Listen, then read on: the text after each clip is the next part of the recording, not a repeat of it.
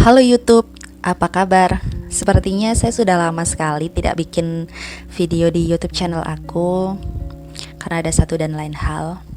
Tapi kali ini aku bakalan cerita-cerita lagi, sharing pastinya, tentang pengalaman pribadi aku sendiri yang kurang menyenangkan yang terjadi kepada aku beberapa waktu yang lalu.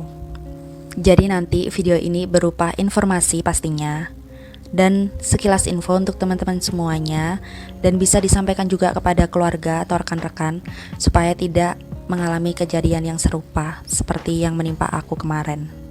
So sorry kalau aku taruh clip on-nya seperti ini. Maaf kalau mengganggu, karena aku mau suara aku terlihat jelas dan lantang. Sebelum lanjut nih, like dulu dong.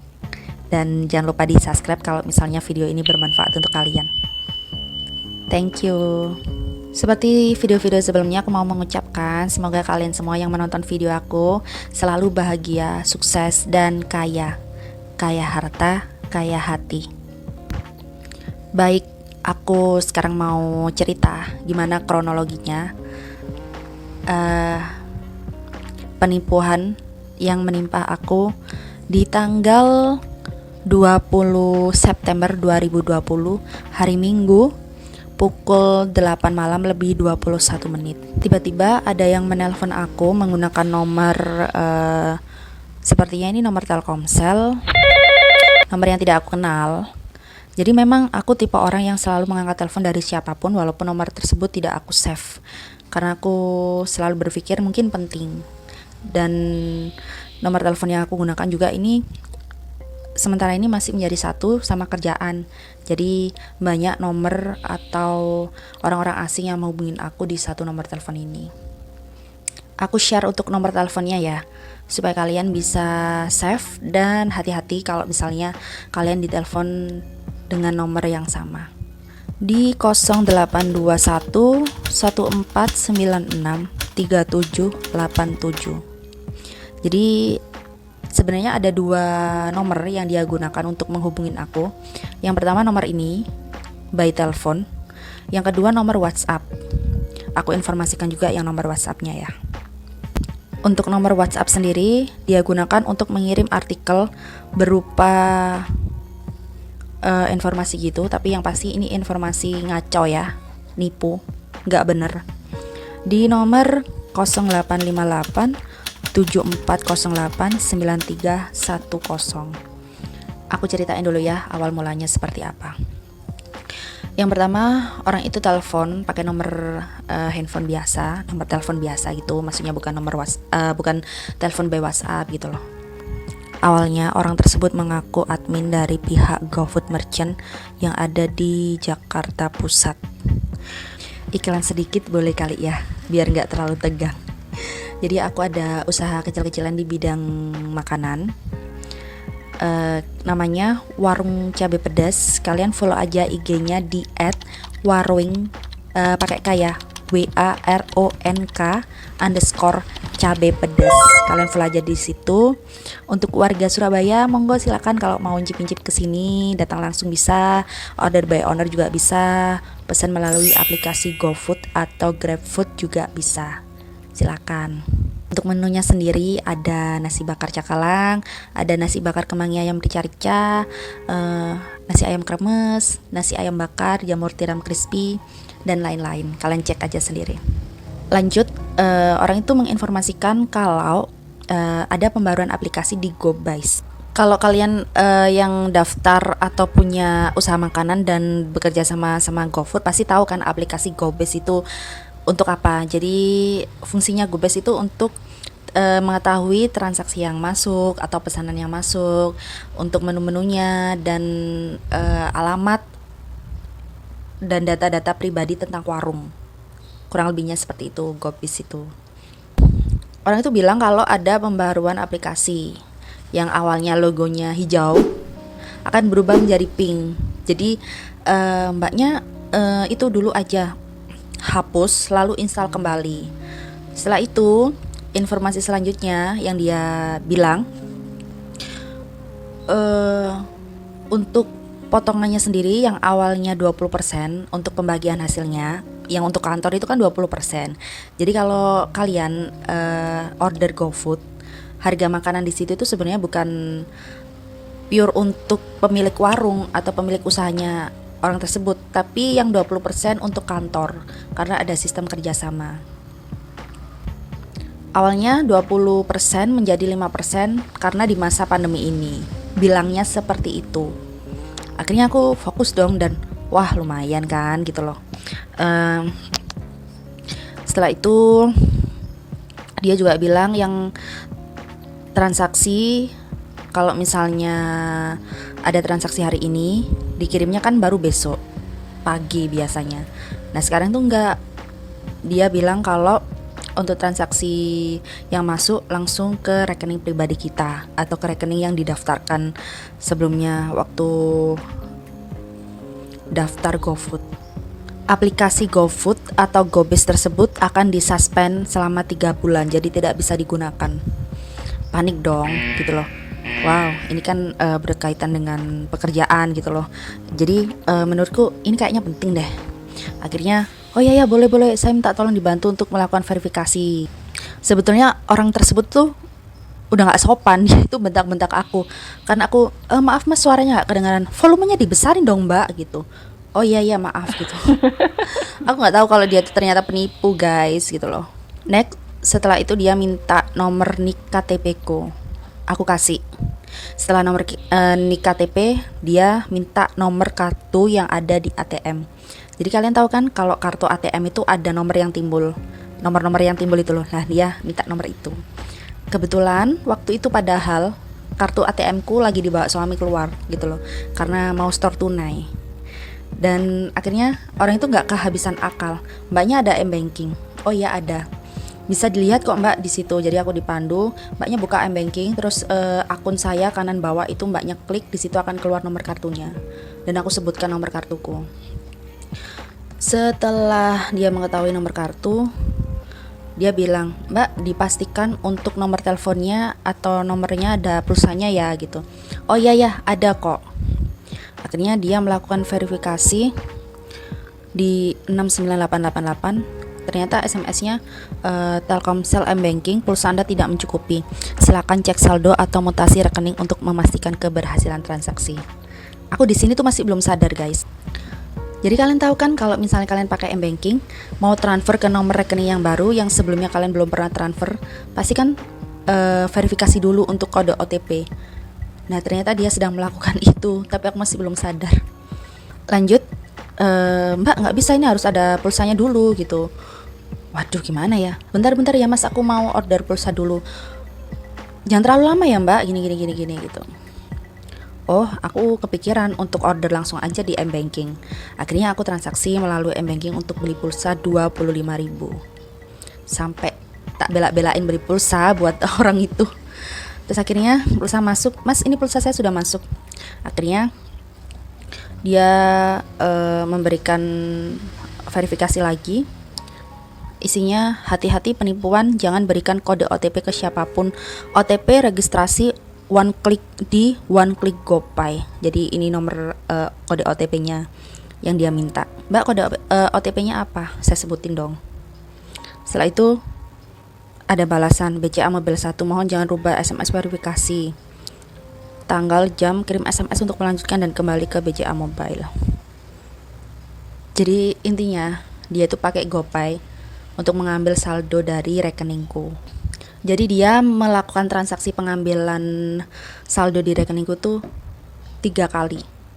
Setelahnya itu dia masih teleponan itu, dia tetap memandu aku dan menyuruh aku.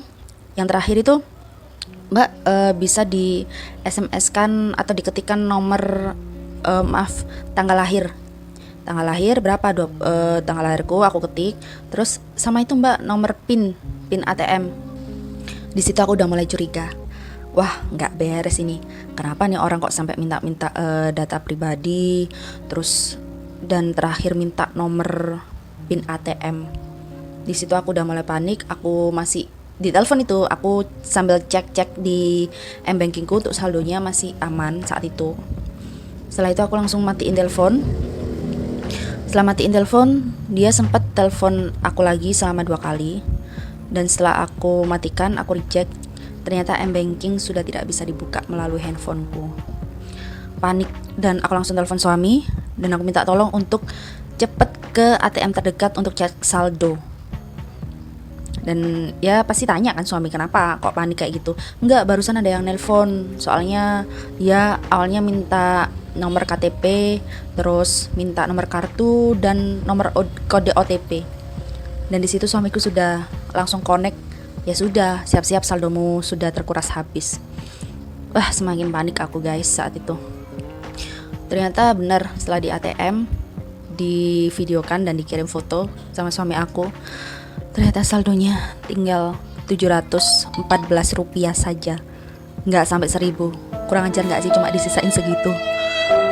Karena suamiku beberapa waktu yang lalu juga baca artikel atau berita, ada orang Jombang, kasusnya juga sama kayak aku gitu, tapi hadiah, undian berhadiah dari BRI. Ya gitu, minta nomor kartu, minta kode OTP, infonya uang 77 juta yang dia tabung selama 8 tahun itu terkuras habis dalam waktu 11 menit saja.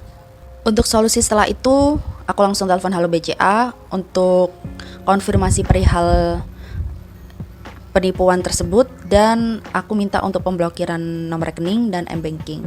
Setelah dilakukan pengecekan, memang ada transaksi. Setelah transaksi yang aku beli pulsa 25.000 itu, ada 3 transaksi ke One Click GoPay.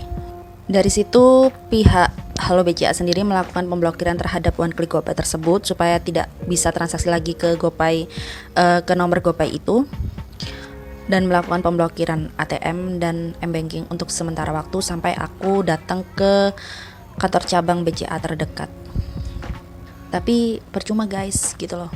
Saldo ATM ku sudah dikuras habis sama orang itu dan tidak bisa dikembalikan. Pihak bank tidak bertanggung jawab atas saldo yang hilang karena memang transaksinya seperti transaksi pada umumnya, seperti biasa kita transfer ke temen atau kemana gitu. Jadi sesuai sadar kita, karena kita ngasih tahu kode OTP itu dan nomor kartu. Jadi bahaya banget gitu loh.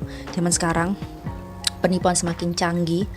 Hanya pakai nomor kartu aja penipu tuh sudah bisa bobol ATM kita. Jadi please hati-hati, jangan pernah kasih nomor yang bersifat privasi atau rahasia kepada orang lain, siapapun itu. Karena ternyata yang awalnya dulu nomor kartu itu tidak seberapa berpengaruh gitu loh, tapi sekarang bersifat rahasia dan tidak boleh diketahui siapapun. Hanya nomor rekening saja dan nama lengkap untuk orang transfer ke kita. Itu saja yang bisa diinformasikan. Besoknya aku datang ke kantor cabang BCA terdekat yang ada di rumahku untuk melakukan pergantian kartu karena nomor kartu sebelumnya kan sudah diketahui orang lain, jadi itu terlalu bahaya. Dengan nomor rekening yang sama dan data-data yang masih sama, jadi nomor kartunya aja yang beda gitu. Dan pembukaan blokiran nomor rekening dan m-banking supaya bisa digunakan seperti sedia kala. Kasus ini sendiri aku sudah minta tolong bantuan pihak bank untuk melakukan pelaporan atas penipuan yang terjadi kepada aku. Dengan segala kronologinya aku menceritakan. Untuk tahapannya sendiri ini dalam proses dan menunggu 7 hari ke depan. Jadi nanti aku bakalan dikasih infonya bagaimana perkembangannya. Yes, seperti itu kronologinya. Semoga dengan adanya video yang aku share ini bisa menjadi pembelajaran untuk kita semua, termasuk untuk diri aku sendiri ke depannya, supaya bisa lebih berhati-hati. Jangan sampai kita ditipu dalam bentuk apapun, via telepon, via email, via SMS, dan model-model kejahatan lainnya. Dan untuk kamu, tukang tipu yang kerjaannya nipu-nipu orang, kalian sadar gak sih kalau apa yang kalian lakukan itu merugikan banyak pihak? Kalian seneng gitu ya, mendapatkan uang secara cepat seperti itu, tanpa harus mikir gimana orang tersebut cari uang susah, sulit, apalagi di masa pandemi seperti ini. Kalian melakukan itu, kalian gak tahu kan gimana jeripaya orang tersebut mendapatkan rezeki yang halal sedikit demi sedikit, lalu kalian tipu dan ambil begitu saja. Pikir pakai otak. It's okay, mungkin kalau aku nggak masalah gitu loh. Aku masih bisa berdiri, aku masih bisa bangkit lagi, aku masih bisa bekerja lagi, cari uang lagi. Tapi gimana untuk orang-orang yang lainnya, yang kalian ambil haknya? Kalau aku pribadi sih insya Allah ikhlas ya, karena ya bagaimana lagi. Aku anggap ini ujian dan takdir buruk yang menimpa aku. Tapi aku yakin pasti diganti sama Allah, karena Allah maha kaya. Rezeki itu banyak pintunya, bisa datang dari arah mana aja. Yang kalau memang itu hakku diambil orang, pasti bakalan kembali ke aku. Begitu juga dengan yang ngambil. Apa yang kamu ambil dan itu bukan hak kamu, pasti gak akan jadi apa-apa. Oke guys, sekian dulu video kali ini. Thank you so much yang sudah nonton sampai akhir video. Kalian share kalau memang video ini berisi tentang informasi yang sangat bermanfaat. See you next time. Untuk kasus ini sendiri, aku sempat sharing di sosial mediaku seperti WhatsApp dan Instagram. Banyak respon dari keluarga dan teman-teman juga. Ada juga dari mereka yang cerita pernah mengalami penipuan yang sama, yang kasusnya mirip-mirip gitu seperti yang aku alamin. Dan banyak juga yang berempati atas apa yang aku alami, yang menimpa aku dan keluarga. So, oh my god, thank you so much atas doa-doa baik dari kalian semuanya. Semoga yang baik kembali ke yang baik. Semoga kita semua selalu dilindungi dari orang-orang yang jahat. So, tetap hati-hati ya guys. Jangan pernah gampang percaya sama orang lain, apalagi orang asing yang berhubungan dengan data-data pribadi.